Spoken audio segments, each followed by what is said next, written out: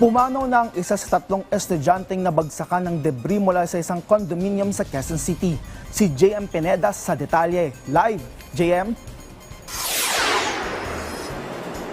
Rod, nandito nga tayo ngayon sa burol ni CJ Baldonado. Siya yung estudyanteng namatay matapos mabagsakan ng debris o tipak ng semento sa isang gusali sa Tomas Morato nitong August 12. At kagabi nga ng alas 10 ay dumating dito ang labi ng estudyante at panawagan pa nga rin ng kanyang mga magulang ang justisya para sa kanilang anak. Sa isang social media post ng kanyang ama na si Jason Baldonado, sinabi nito kung gaano kabait at kabuti ni CJ bilang anak sa kanila. Marami rin umanong plano si Jason para kay CJ at sinabi rin nito na pa rin lahat ng pangako ng yumaong anak sa kanyang ina. Humingi rin ng gabay si Jason sa kanyang anak para sa mga desisyon na gagawin at pinangako na hindi titigil hanggat hindi nakukuha ang hustisya. Rod, sa isang social media post rin, humingi naman ng tawad si Jason sa kanyang pagkukulang sa anak na si CJ. Mahirap rin umano ang sitwasyon para sa kanya na iatid sa huling hantungan ang kanyang anak. Pero nagpapasalamat pa rin siya dahil nagkaroon sila ng tsansa na makapagpaalam. Dagdag pa nito, masakit ang mawalan ng anak pero tanggap nila ang nangyari at may dahilan umano ang Diyos.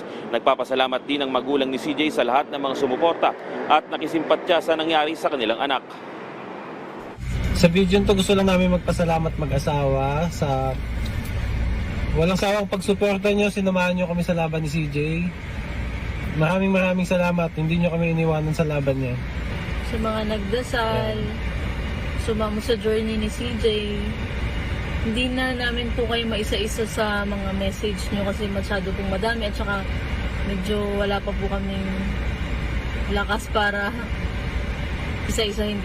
Kaya po nila lahat po namin, sa lahat po ng tumulong, nagdasal. Maraming salamat po.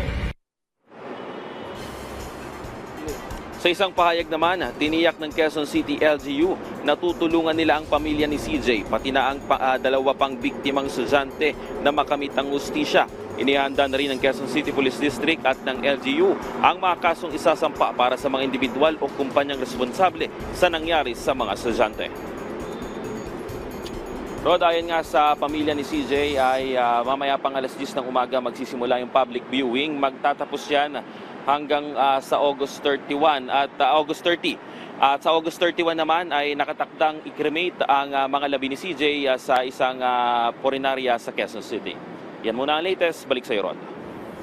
Maraming salamat, JM Pineda.